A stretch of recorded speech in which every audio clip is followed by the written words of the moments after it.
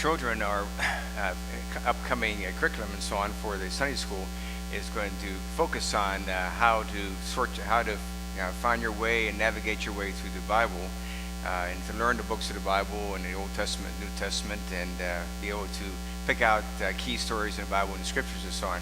As I said before, it was a great week at Vacation Bible School. As you may have noticed, I had the privilege to play the part of Pharaoh in a skit on Tuesday, and some of you know how the story goes. Moses and the Israelites are slaves of the Egyptians and are wanting their freedom, so the Lord sends several plagues the Egyptians' way, plagues of locusts and frogs and insects and boils and hail and so on. But before the plagues, the Lord instructs Moses to say to the Pharaoh, as the children said to me playing the part of the Pharaoh, "Let my people go," thinking the plagues will bring the Pharaoh to his knees. But after each plague, the Pharaoh's heart hardens and he says no. Not until the plague of the death of the Egyptians' firstborn sons does the Pharaoh finally relent and release the Israelites. But when our director of children's ministries, Charlotte Vick, asked me to pinch it last Wednesday, I believe it was, to help supervise a sponge ball, dodgeball game, I should have known that the bad guy, the Pharaoh, would be the likely target. So I took at least 10 direct hits with wet sponges. Now, there are savored moments in life when the Spirit seems to take over. Last Sunday, when our very fine organist, Mitchell, pulled out all the stops in one of the hymns, "What Wondrous Love Is This," I felt the Spirit with the tune and also with the words, "And through eternity I'll sing on, and through eternity I'll sing on."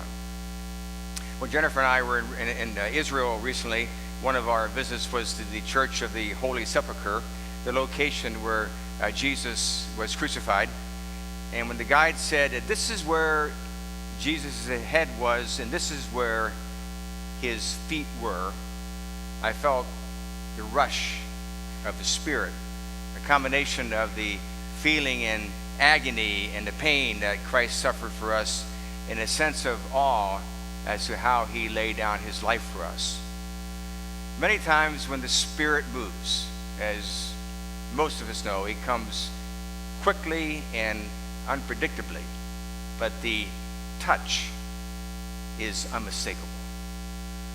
One of our members at the Memorial Day Sunday services requested a copy of the prayer that was delivered that day. She said it moved her in a certain and special way. As Jesus said, so it is with those of the Spirit. You do not know whence it comes or whither it goes. When the disciples witnessed Jesus' ascension to heaven after his resurrection, the scriptures tell us that they returned to Jerusalem with great joy. And this same joy is what the disciples felt on that day of Pentecost, when the winds swept in and filled the room and their souls with a great Spirit, unlike what they had ever known before. In the twinkling of an eye, they were reborn to share and to spread the good news of Jesus Christ. It must have been one of those times when the Spirit in the air was palpable. It was as if you could almost reach out and touch it. The book of Acts tells us there came from heaven a noise like a violent rushing wind, and it filled the whole house where they were sitting. The winds of Pentecost probably blew the disciples off their notion of what the next few years were going to be like. If there had been little plans, there were now big plans. If they had placed limitations on the scope of their mission, God was now teaching them to think unlimitedly about the scope of their mission. Pentecost also taught the disciples in the early church that victories were within their grasp, even in the face of daunting odds, in a world of tyranny, in a world of zero tolerance for minority religions thought to be a threat to the establishment and the empire, in a world where brutal punishment was routine. But at great risk and at great cost to their own lives, the disciples and Christ's early followers saw every baptism to Christ a victory, every conversion to Christ a celebration, every congregation established a reason for joy. Put quite simply, the quality of the individual Christian life, and therefore the quality of the Christian church, depends on the quality of the Spirit. We all need Pentecost. So does PC. It needs Pentecost too. Many of you remember one of the first electronic games that came out called Pac-Man. A yellow pie-shaped figure running through a maze, trying to consume as many dots as possible, at the same time trying to avoid those 4 mean ghosts. This is about 40 years ago. But Pac-Man has turned out to be one of the most influential video games ever. When I was an associate minister in St. Paul, Minnesota, I remember the senior minister preaching what I would call a very prophetic sermon about the time this highly popular game came out. Pac-Man, the sermon was entitled, Pac-Man Needs Pentecost. The thesis being that at the dawn of the electronic age, when things were beginning to move faster than one had ever imagined, there needed to be the life of the Spirit balanced with the life of the electronic age. Today, there continues to be a great need for the life of the Spirit to be balanced with the life of the robot. I heard a great radio commercial from a company the other day urging businesses to use their services to respond to customers with human voices rather than robots. One of their slogans was, "Let your rings turn into relationships." Relationships is a key word here, as the minister warned his congregation 40 years ago to not let the robot take over their relationship. The other day when I was in a local store, I said to the general manager that he himself was a friendly, convivial guy who always seemed to interact well with customers and smile at them and had their best interests at heart. But then I pulled him aside just for a second, and I suggested to him that he have a talk with the rest of his employees who seem to be more interested in looking at their computers than their customers. When our screens become more important than people, my friends, we are heading down a slippery slope. And in these uncertain times, when artificial intelligence seems to be moving too fast for our own comfort level, the question needs to be raised. Are we prepared today to deal with it? And what would be the unintended consequences of such a continuing revolution?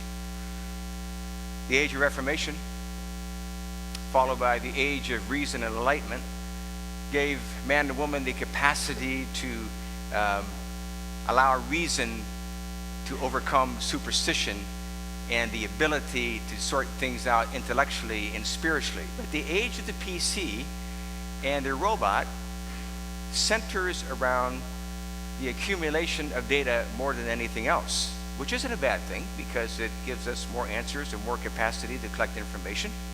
But then one has to ask, what are the underlying moral and spiritual foundations for the amassing of so much information? Former Secretary of State and National Security Advisor Henry Kissinger recently wrote that the age of reason is now in upheaval.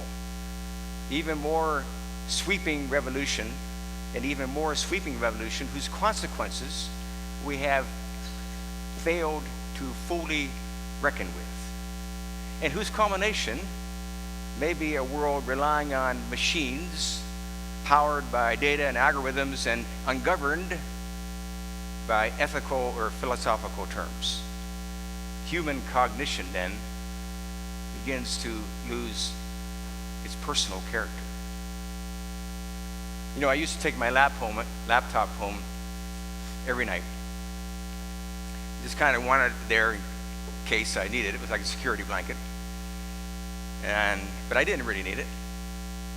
I thought it was just good to have it there in case I wanted to look up something that, get more information that had really little or no redeeming value.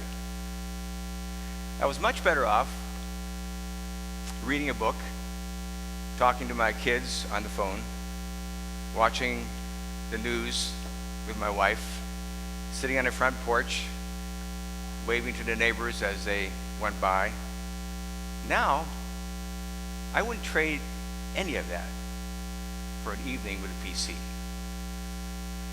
That's why PC needs Pentecost before it's too late. Our lives need a breath of fresh air. Our lives need a strong and mighty wind, reminding us that there is no substitute for the human touch, no substitute for holding hands with your husband or wife, or with your boyfriend, or your girlfriend, or your children, or grandchildren. No substitute for a walk in the park on a beautiful spring morning. No substitute for reaching out to a friend in need. No substitute for the love and friendship between two human beings. Look at what the Spirit on that day of Pentecost did to those disciples whose lives were in jeopardy every single day. The book of Acts tells us that they were breaking bread from house to house. They were taking their meals together with gladness and sincerity of heart, praising God and having favor with all the people. There's nothing terribly complex about Pentecost. It is the Holy Spirit breathing fresh, new vitality into people's lives. There's nothing terribly complex about what we need today. We need Pentecost. We need Spirit. We need genuineness and generosity. We need relationships. We need faith. And let's go to his table.